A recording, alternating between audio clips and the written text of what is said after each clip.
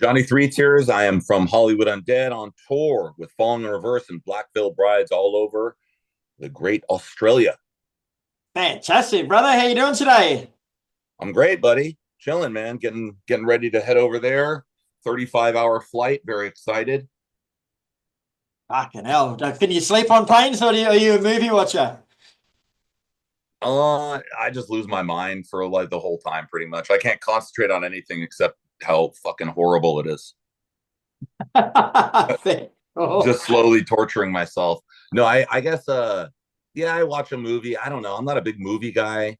I try and sleep as much as I can, you know. That's the key. Um, but just try and kill as much time as possible. You're miserable no matter what, in my opinion. True story. I actually remember, look, if you want to piss your other bandmates off, mate, I remember on a flight I got from here to England, when you're watching a movie on there, for some reason, if you stop the movie, you have to go back to the start again. You can't go back to where it was. So I was sitting with a mate, and just as he'd get to the last 15 minutes of the movie, every time I'd reach over and go, stop.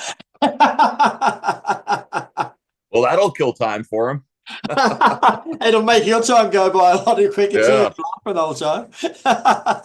Well, if you just get tanked enough, it's usually okay. That's what I used to do. But the problem is, with jet lag and the dehydration, if you got to play the next day and stuff, you're just ruined. So, I won't drink on a flight like that. If you drink, you're screwed. So you know, you have to behave yourself to some degree. So it's just, yeah, I mean, you're just screwed. You just have to accept it and be kind of like a stoic about it and just go, all right, it is what it is. That's all you can do. Cool. So, as you mentioned at the top, bro, Hollywood Undead will be in Australia with Falling in Reverse and Black Veil Brides for a run of shows starting in Perth on March the 11th. Then you hit Adelaide, Melbourne, Sydney, finish up in Brisbane on March the 18th. Like, it's a hell of a fucking lineup, bro. Hell of a lineup. Oh yeah, dude, it's gonna be a lot of fun, man. Have you played much with either of those two bands before? Oh yeah, dude. We've done 5 or 6 tours with Falling, and we did a tour with Avenged and with Black Veil shit 10, 20 years ago, 15 years ago. I don't know. It's been a long Yeah. time. And then we're always on the same festivals. We've known it. We all run in the same circles. So, you kind of get to know each other over time and stuff. And it's a very ancestral world. Now, I don't know if you've seen it or Brad. Have you seen the actual tour poster? No, I don't It's a think so. fucking pearl. I mean, whoever came up with it is a genius. There's a koala bear on steroids, there's a kangaroo on steroids. They're Oh both yeah, got yeah, I have battle seen it. armor Yeah, on. yeah, yeah. Fucking whoever came up with that deserves something, bro. Like it's a fucking great poster. Yeah, he's a genius with the marketing. He's done well. So, I can't recall the last time Hollywood Undead were out here in Australia, bro. But what's actually changed with the band since you visited us last? Dude, I already know it. It's been 10 years since we've been there, and 2011 it was the last time we actually did a tour in Australia. So Wow. 14 years, and then we did a festival there in 2015. That's how long it's been. So um a lot has changed. Well, not nothing's changed, and a lot has changed, I guess. We're still going. We're just a few more albums in deep. We're 10 years older, sadly, closer to the grave, bro. But still going strong. And very much looking forward to coming back. And hopefully it's not so long in between this trip and the next one. Yeah, 14 years is a long time, bro. Like, why have you neglected us so long? Did someone piss you off last time you were here? No, it was that fucking flight, dude. I told you. That is a flight. Dude, if they can teleport us, I'll come every other week. No, no, I don't know. It's funny because I was talking to our man. I don't know. Sometimes the opportunities are there and things don't work out. It's always tough, with touring because a lot of times you'll get an offer, but tours are usually booked 6 months to a year out.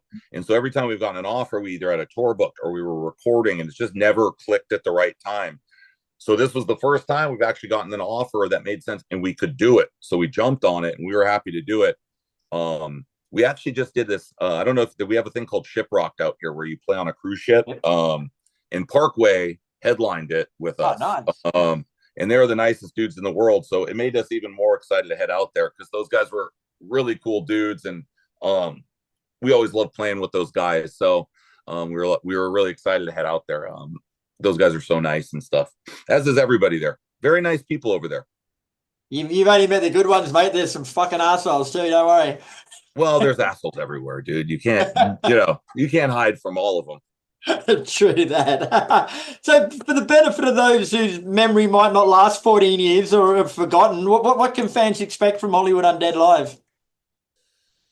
We like to keep it fun, dude. I mean, what we really, the whole idea, what we like to keep it upbeat. We don't mess around. We usually just try from point four to the floor, keep it moving.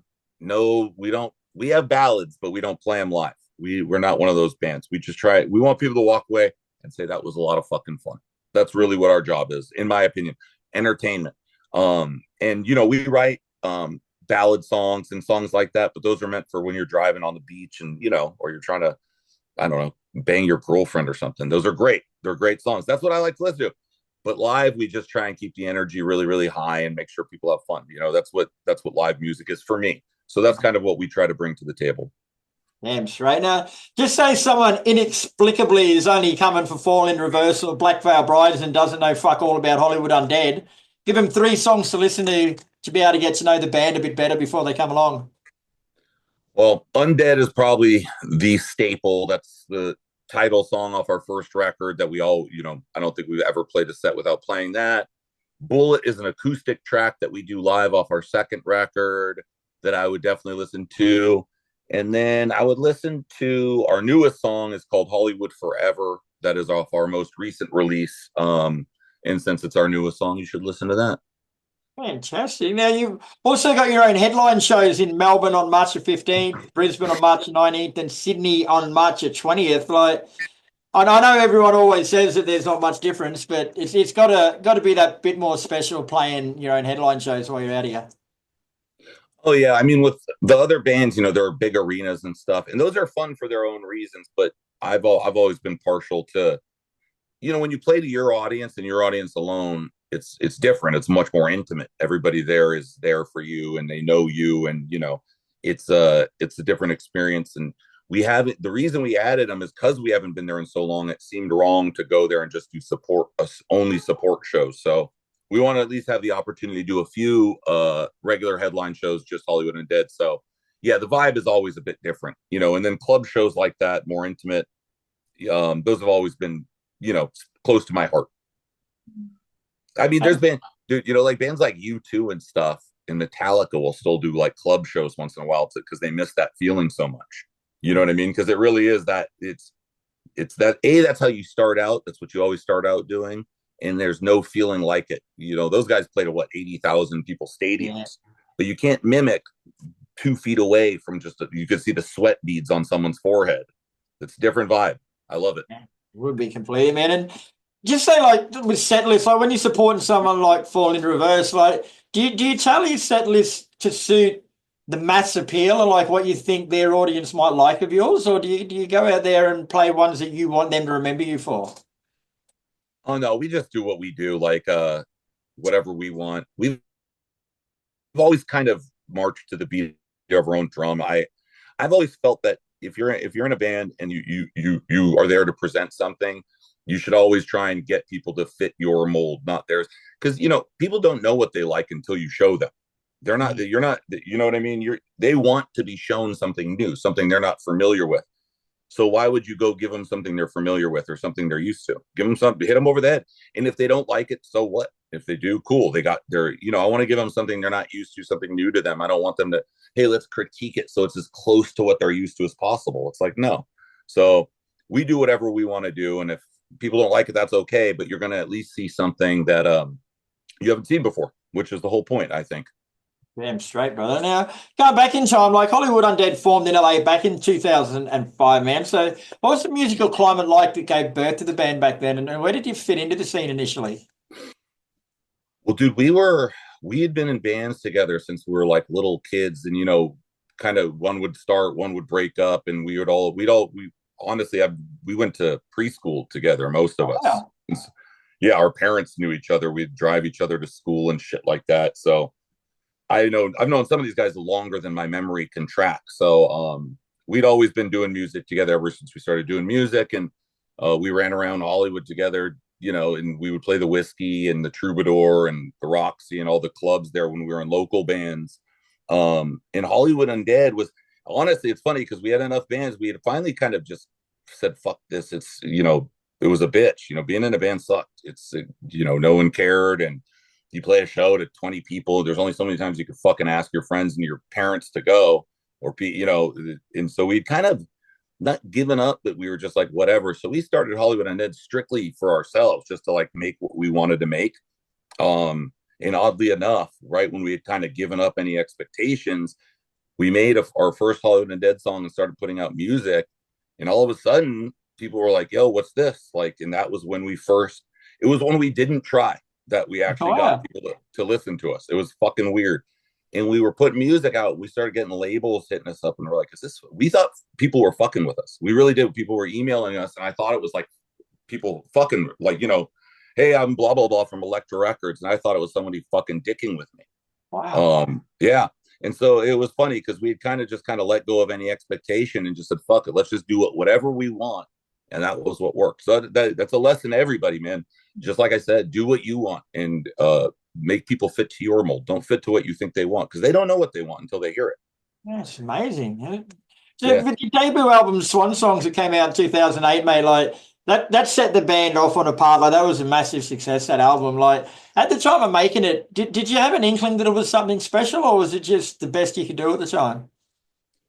No, I think we all knew that we had like did something. We were young, we were mad, we were angry, and we had put so much emotion into it, and I thought we encapsulated it really well. I didn't know necessarily that the response would be, I didn't know what the response would be, but I knew, like, when we were done, we kind of felt like we left everything on the field, like we did everything. It took us a lot of work to write that record, and I think we knew we had done everything we could. I did not know what to expect from it, that I will admit. Like, and it was one of those records that was certainly like polarizing, and that's how you did something right, because people either loved it or they fucking hated it. Like, there was a lot of people like fucking hated it, and then there was a lot of people who loved it, and that's when you did something right. Because that when people have that strong an opinion on something, it's not like, oh, it's not my thing. It was like, fuck this. I was like, okay, that we did something good here. Because when people don't like something, and it makes their blood boil, or people love it to the degree that they were getting the fucking cover tattooed on them. I was like, okay, there's something going on here. So yeah, we were really proud of it. And I think it's always going to be a special moment in my life, just because we worked for years and years to be able to even get to the point to make it. And the fact that we didn't blow it when it was like game time, I was happy, because it's very easy to do.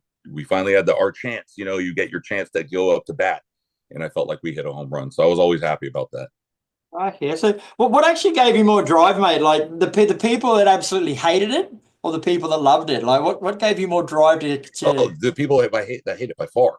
Still to this day, there's nothing better than pissing those people off. I can't help it, and maybe that's just me. Like, and don't get me wrong, dude. When people, like, we've had fans that have been there since our first tours, like that 20 years. I'm not kidding. We've had fans that were my age when we started that are now married, they have kids, and they still come to shows. And I've seen them. I have their number. We kind of grew up together, essentially, and I love it. And we have fans with their lyrics tattooed all. It's a beautiful thing.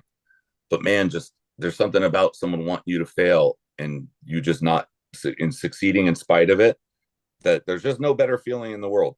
Because it's almost like good versus evil. Because like, if I don't like something, if there's a band or something I don't like, I won't even tell anybody I don't like them, because I don't like putting that out in the air. It's not like, there's plenty of things I don't like. I don't feel the need to go tell people I don't like it. I certainly don't need to tell the band I don't like them. Yeah. So who the fuck are you? Like, everything isn't for everybody, but people who have to go on the internet or go up to people, oh, you're bad. I just hate these people so much, because they just want to spread the negativity. And they're usually dudes who've never done a damn thing with themselves, who are mad that someone else is trying. You know what I mean? And making those people unhappy is a beautiful thing. Fucking well said, brother. Well said. So, hey, how would you say that the Hollywood Undead have changed or grown musically from that debut album through to what you're doing now? Well, I mean, well, music, it I guess it changed to the degree that we've changed. We're a lot different than we were. You know what I mean? We're all older. We're all fathers and husbands, and like so.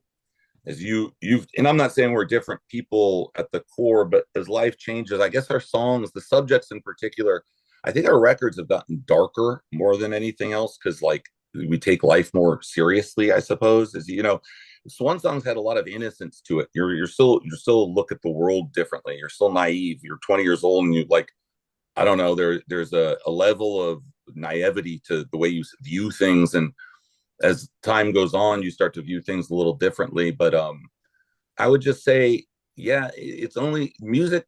The albums change to the degree that the people writing them change and the world changes around them and stuff like that. But um, we always, I don't think and I know this is common. When we go into a studio, we never go, hey, let's write something different. We always want to try and keep it organic and keep it the change at the pace that is natural to us.